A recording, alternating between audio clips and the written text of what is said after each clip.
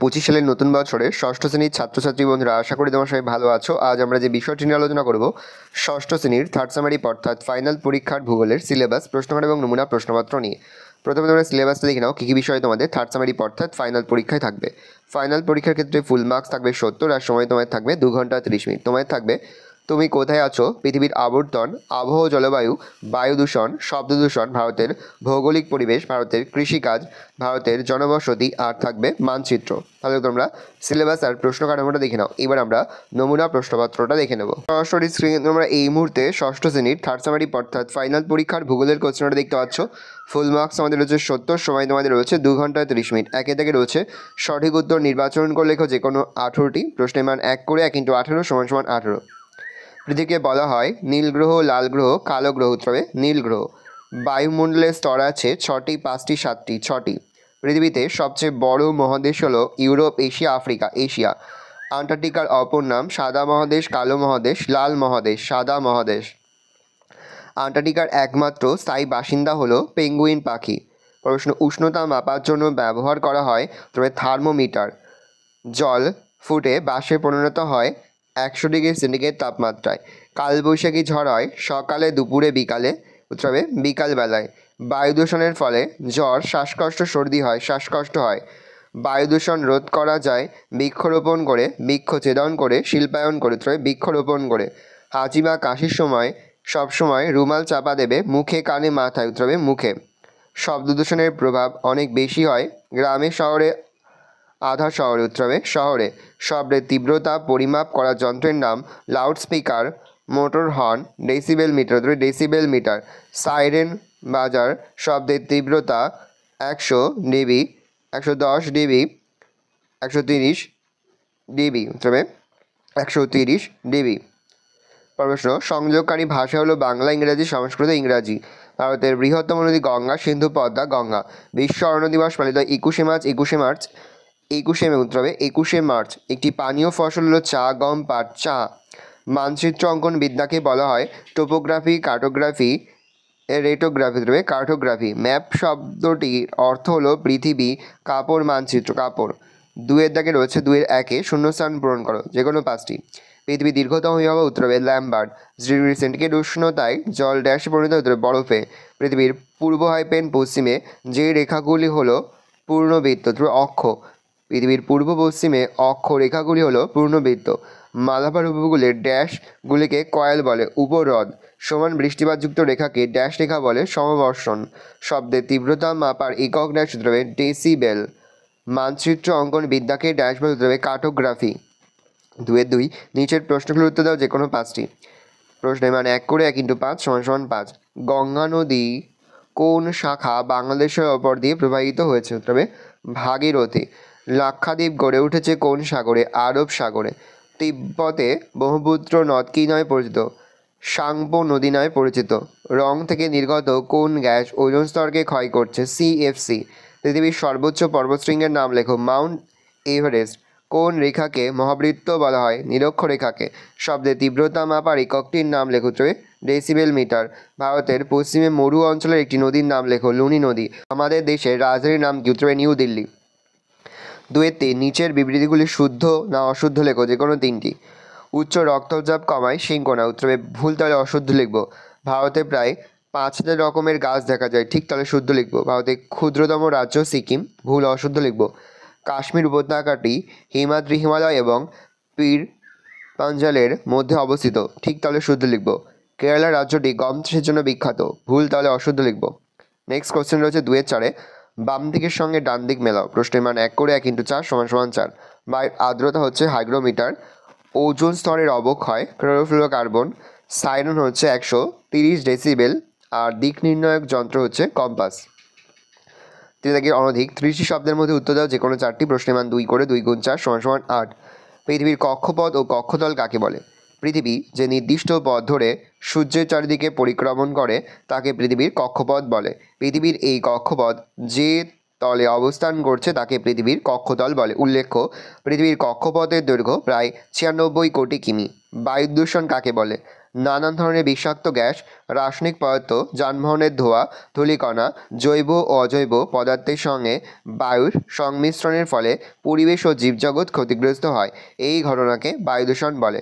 1961 খ্রিস্টাব্দে অর্থাৎ world health organisation এর সংজ্ঞানুযায়ী পৃথিবীর বায়ুমণ্ডলের মধ্যে বিভিন্ন ধরনের ক্ষতিকারক পদার্থসমূহ সমাবেশের ফলে মানুষ ও তার পরিবেশের ক্ষতিসাধন করে থাকে, তাকে বায়ুদূষণ বলে।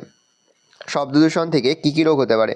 শব্দদূষণ থেকে যে রোগগুলি সৃষ্টি হতে পারে সেগুলি হলো অনিদ্রা বা ঘুম না হওয়া, শ্রবণ অক্ষমতা বা বধিরতা বা কম শুনতে পাওয়া, উচ্চ রক্তচাপ, মাথার যন্ত্রণা, পেশির ক্লান্তি, হৃৎপিণ্ডের রোগ, চোখের রোগ, পাকস্থলীর রোগ, অতিরিক্ত অবসাদ প্রভৃতি। গ্রিনহাউস কী বা সবুজ ঘর কী? শীতপ্রধান দেশে অতি তীব্র শীত থেকে শাকসবজিকে বাঁচানোর জন্য এক বিশেষ ধরনের কাচের ঘর তৈরি করা হয়, তাকে সবুজ ঘর বা গ্রিনহাউস বলে।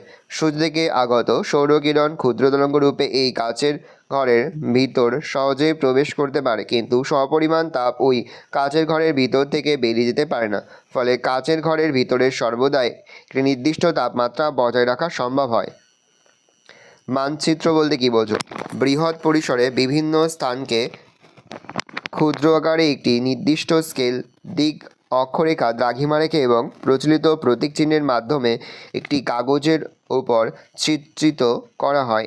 এইভাবে অঙ্কিত চিত্রকে মানচিত্র বলে। উষা ও গতি বলতে কী বোঝো? সূর্যোদয়ের আগে সূর্যের তীর্যক রশ্মি পৃথিবী সংলগ্ন বায়ুমণ্ডলের মধ্যস্থিত ধূলিকণা, জলীয় বাষ্প, মেঘ প্রভৃতিতে বিচ্ছুরিত হয়ে আকাশে যে লাল আভা তৈরি করে তাকে উষা বলে। অন্যদিকে সূর্যাস্তের সময় সন্ধ্যার আগে আকাশে একই রকম লাল আভা দেখা যায়, একে গোধূলি বলে। তাহলে বুঝতে পারলে। পরের প্রশ্ন, আর্থ আওয়ার্স কি? 2007 খ্রিস্টাব্দে 31শে মার্চ অস্ট্রেলিয়ার সিডনি শহরের মানুষ রাত 8:30 থেকে 9:30 পর্যন্ত শহরের সমস্ত আলো নিভিয়ে রাখে বিশ্ব উষ্ণায়ন হ্রাস করতে। বর্তমানে পৃথিবীর প্রায় 85টি দেশ এর 1000টি শহর মানুষ এই দিনটিতে 1 ঘন্টার জন্য আলো বন্ধ করে রাখে। আরেকবার শুনে নাও।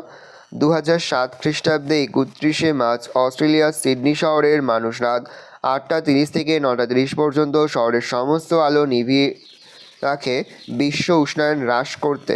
বর্তমানে পৃথিবীর প্রায় 85টি দেশের 1000টি শহরের মানুষ ওই দিনটিতে 1 ঘন্টার জন্য আলো বন্ধ করে রাখে।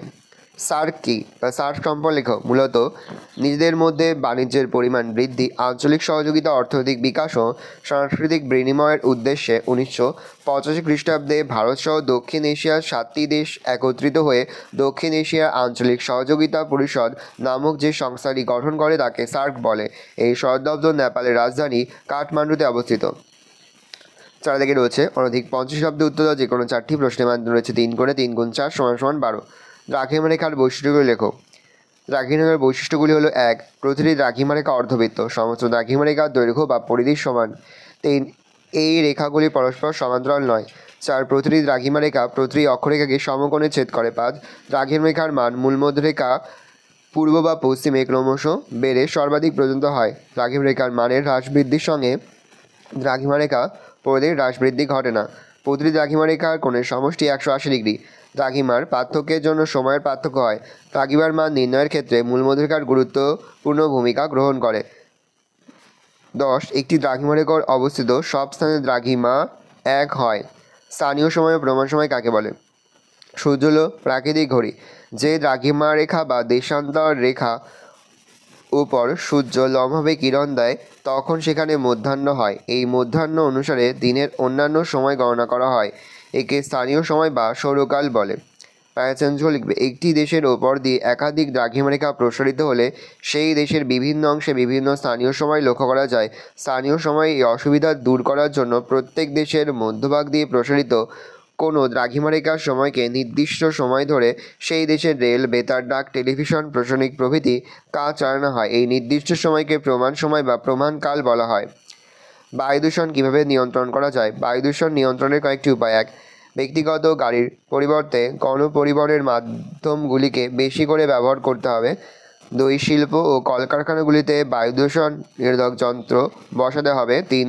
দূষণহীন যানবাহনের ব্যবহার বাড়াতে হবে, সেজন্য যানবাহনকে যথাসম্ভব সৌরচালিত করার চেষ্টা করতে হবে। 4 প্রচলিত শক্তির বদলে অপ্রচলিত শক্তি ব্যবহার বহুগুণ বাড়াতে হবে। 5 বৃক্ষছেদন বন্ধ করে বনসৃজন বৃদ্ধি করতে হবে। 6 বদ্ধ পতিত জলাভূমি পরিষ্কার করে রাখতে হবে। 7 জনসচেতনতা বৃদ্ধি ও দৈনন্দিন জীবনযাত্রার পরিবর্তন করতে হবে। 8 কলকারখানা ও শিল্প কেন্দ্রগুলিকে সর্বদা জনবসতি থেকে বহু দূরে স্থাপন করতে হবে। 9 সরকারি স্তরে কঠোর আইন প্রণয়ন করতে হবে।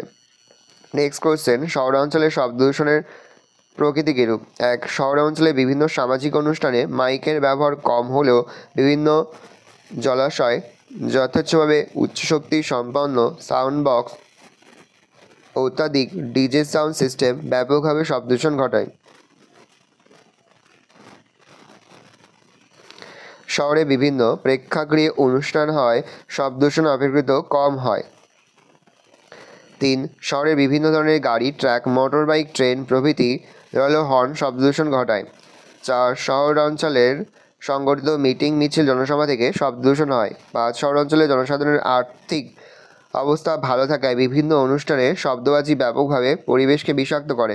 শহরাঞ্চলে ঘন ঘন পুজো, দুর্গাপুজো, কালী পুজো, জগদ্ধাত্রী পুজো, কার্তিক পুজো অনুষ্ঠিত হওয়ায় শব্দ দূষণের মাত্রা অনেক বেড়ে যায়। ভারতকে নদীমাতৃক ও কৃষিভিত্তিক দেশ বলা হয় কেন? ভারতে অনেক ছোট বড় নদী দেশের বিভিন্ন প্রান্ত থেকে প্রবাহিত হয়েছে, যা এখনকার মানুষের জনজীবন, কৃষি শিল্প, যোগাযোগ ব্যবস্থা, জলবিদ্যুৎ উৎপাদন প্রভৃতি ক্ষেত্রে গুরুত্বপূর্ণ ভূমিকা বা গুরুত্বপূর্ণ প্রভাব বিস্তার করেছে। তাই ভারতকে নদীমাতৃক দেশ বলে। অন্যদিকে ভারতের 60% মানুষ কৃষিজীবী এবং মোট জমির প্রায় 53% কৃষিক্ষেত্রে ব্যবহৃত হয়। জাতীয় আয়ের প্রায় 44% কৃষি ও কৃষি উপযোগী কার্যকলাপ থেকে আসে। এছাড়া কৃষিজ দ্রব্য উৎপাদনের পরিমাণ ও প্রকৃতির ওপর নির্ভর করে অর্থনৈতিক পরিকল্পনার রূপরেখা নির্ধারণ হয়। এজন্য ভারতকে কৃষিভিত্তিক দেশ বলা হয়। পরের প্রশ্ন, ল্যাটেরাইট মৃত্তিকার বৈশিষ্ট্য উৎপন্ন ফসলের পরিচয় দাও। ল্যাটেরাইট মৃত্তিকার বৈশিষ্ট্যগুলি নিম্নলিখিত। 1 শুষ্ক ও আর্দ্র ঋতুতে ল্যাটেরাইট মাটির সৃষ্টি হয়। 2 লৌহ অক্সাইড উপস্থিতির জন্য এই মাটির রং ইটের মতো গাঢ় লাল হয়।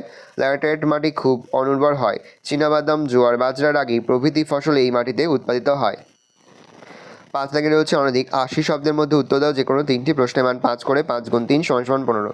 ভারতের জলবায়ু মৌসুমী বায়ুর প্রভাব আলোচনা করো, বা ভারতের জলবায়ুতে মৌসুমী বায়ুর প্রভাব আলোচনা করো।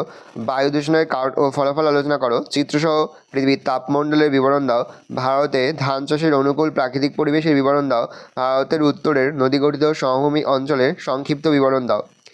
এখানে যে 5টি প্রশ্ন রয়েছে, এই 5টি প্রশ্ন কিন্তু আমরা অধ্যায়ভিত্তিকভাবে কিন্তু উত্তরসহ আপলোড করে দেবো। এখনও পর্যন্ত সেই ভিডিওটি না দেখে থাকো, ভিডিওটি কিন্তু তাড়াতাড়ি দেখে নাও, ভালো করে দেখে নাও। এই রয়েছে টোটাল তোমাদের থার্ড সামারি অর্থাৎ ফাইনাল পরীক্ষার 6ষ্ঠ শ্রেণীর ভূগোলের কোশ্চেন। এবার ভালো কোশ্চেনটা দেখে নাও।